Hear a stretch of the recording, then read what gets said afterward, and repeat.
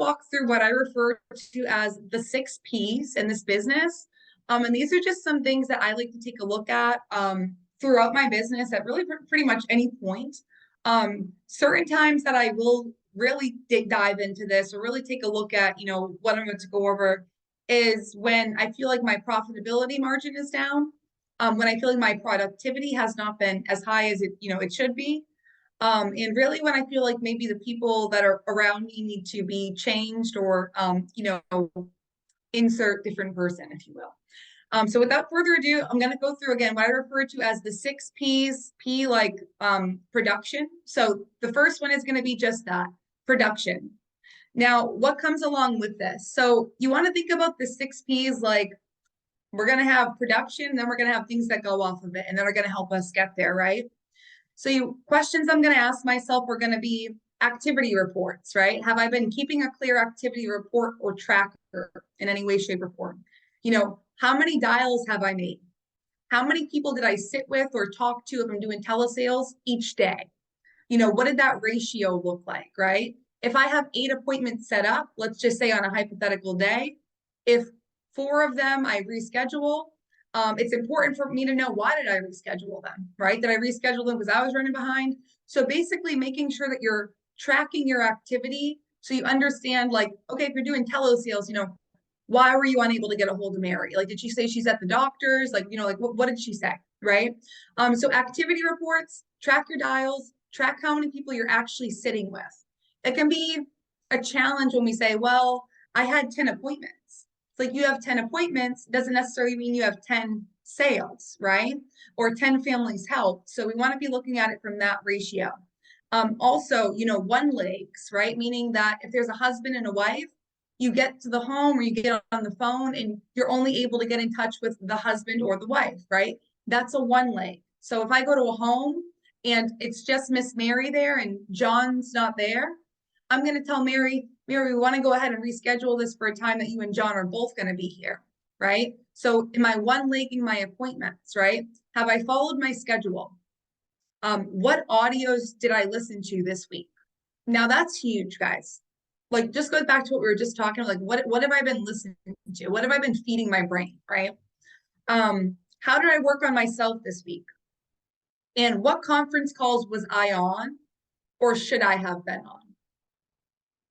And that's the first P for production, right? So we're talking about basically activity and then tracking what happens after the phones, right? So it all starts on the phones. It's going to end for some of us on the phones. It's going to end for some of us in the home. What was the result? Did I sit with the person, right? Because this way you're able to track, am I getting in front of the right amount of people, but do I have an in-home problem? Or am I not getting in front of enough people that I've convinced myself that I might have an in-home problem, but I really have a phone problem or an activity problem, right? So that's why I say track those numbers that deep. Like, it does matter. If I book 8 appointments and I sit with 4, it's important for me to know what happened to the other 4. Let's all think sometimes it takes me, a few hours to book 4 appointments, right? So it's like, we want to know what happened to that appointment. And then what conference calls were you on, right? Like, that's important because if you're not on the team call and then you're like, my upline isn't helping me. It's like, first of all, I'm sure they are. Second of all, at least plug into the team call, get on it. And then another thing is the Next Level Live every Friday at 11 Eastern, 11 Eastern, 8 Pacific Standard Time. This call, guys, is literally a call that every integrity partner gets on. Like, the whole company gets on this call. The brand new agent should be on this call, and Sean Mike is on the call, right? So we should all definitely be carving that time out to make sure we are getting on the TNL, because that's huge. It's been pivotal, and you're going to use different things there, from small sales tactics. They've now put, advanced market sales, mixed into there or tied into there. And it's just great training from the top people. So that's kind of how I audit my production. Now, the next P would be, the second one's going to be pending. So this is kind of, self-explanatory to an extent, but pending, what's currently pending with any carriers, right? What business is pending, but it's not issued out yet? How can I get this to issue out? And have I called or touched base with the insurance carriers and or the client, whatever's needed, right? To know what's needed to get that pushed through. That's really important because it goes back to submit versus issue paid. We can submit, 100 families. However, if at the end of the day, we're only issuing out 20 families, we need to know why that's happening. Are we just going through fully underwritten? Like, what are we doing that business is getting held up, right? So that's the second P, pending. The third is promotion. Now, I feel like in this business, if you're not aiming towards anything, that's exactly what you're aiming towards, nothing, right? So it's important to know how close are you to your next promotion, right? And for some of us on the call right now, you might be thinking like, I'm not sure how close I am. If you're not sure, check the promotion guidelines so you have something to look forward to, right? Where's my next comp up, right? If you're at 100 now, how do I get to the 105? So on and so forth. What's the next milestone you have to hit? And how do you plan to get there? Also falling under promotion would be, what bonus programs are you aiming towards, right? As we all probably know, Americo has that 10% 2 times a year if you issue more than 50,000 production with Americo. So if you're gunning towards that, what does that look like? Where's your volume at? Same thing, Mutual of Omaha now came up with the same thing on a quarterly basis, right? Where am I tracking for that? So different types of promotions. It could be a trip qualification, right? Anything of that sort that you're aiming towards, where are you at in terms of how far you are to get there, right? Where's the gap? Fourth P would be people. How many referrals did you collect this week? Again, it doesn't matter if you telesales, you're in home, it's all interchangeable, right? How many people did you actually ask for referrals? If you're not used to asking for referrals ever, if you ask for 1 referral a week, it's going to get you further than if you ask for 0, right? So are you going on an up and up, or are you on a downline trend in that department, so to say? When are you asking for referrals, right? Are you doing it in the beginning and kind of freaking them out, or are you helping their family or showing them options and then asking? When are you asking? And also, I'm falling under people, who are you talking to the most, and who's filling my cup the most, and who's draining me the most? And sometimes that's a really hard question to ask, because the person that might be draining you the most, it might simply just mean you have to have a conversation with them. Hey, sis, I've been real tired lately, and I feel like you're putting more on my plate than you need to, right? Sometimes it's a simple conversation. Other times it's, okay, I've been really drained with, John Smith, who just got started. He tells me every week he wants to get started and never gets started, and it's draining me. All right, now you gotta just communicate that. Hey, like, John, you're telling me you want to get started, you're not getting started.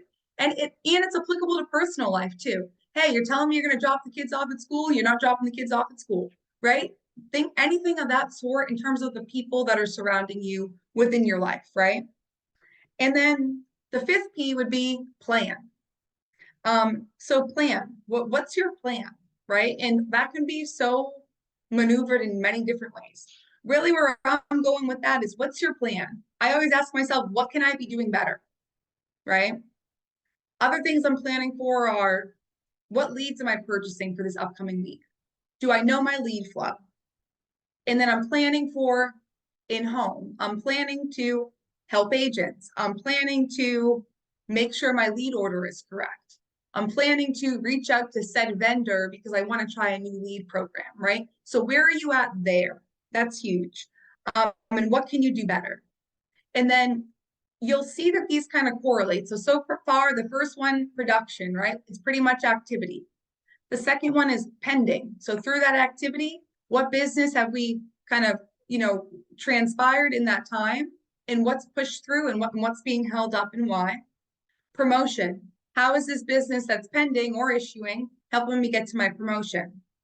And then people, right? Like, how many, because this is a people business, guys. So no matter what we're talking about, whether we're talking about on the sales side or we're talking about on the building side, it's how many people did I talk to, right? And be honest with yourself. If you tell yourself, I'm going to take 2 people from knowing to not knowing about Family First Life every single day, and you come across this and you're like, well, I didn't do that today. Okay, no big deal, but get it done. It's just bringing awareness back to it, right? And then who are you talking to? So again, production, pending, promotion, people, plan, right? What's the plan? What do we need to tweak or adjust to get to where we're trying to go? And then profitability.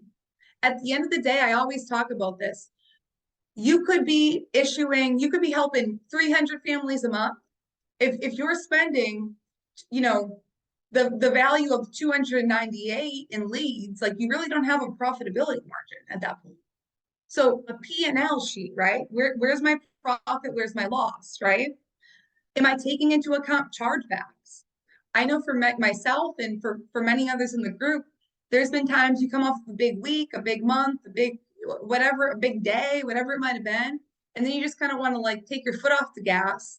And the hardest thing to get back going is momentum, right? We always say like once you have it, run with it, right? Because it feeds you. But if you're not aware or not paying attention to, hey, no matter who you are, and you're even like Sean Mike had chargebacks, right? So it's like making sure you're accounting for those chargebacks. Like I've taken time off and then I come back to like negative, negative 5,000 with America.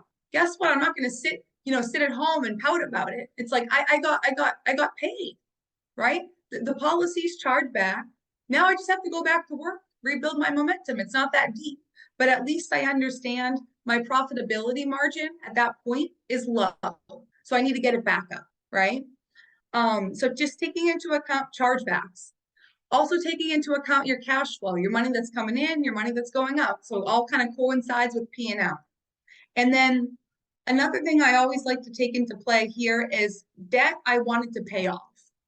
And I always ended with that when I go through kind of these 6 Ps, because it's like, that's a motivating factor, right? And if you're like on this call, and you're like, I'm debt free. Like I'm seriously like kudos to you, because not a lot of people are. But if you're debt free, it's like, okay, well, what's the next thing that you want to do? Like, what's the next step? Do you want to purchase your first home? Do you want to purchase a rental property? Do you want to purchase a car to do touring, right? Like what's your next step? Do you want to hire staff, right? So you need a bigger chunk of change, so to say, to make sure it's going in, it's going out.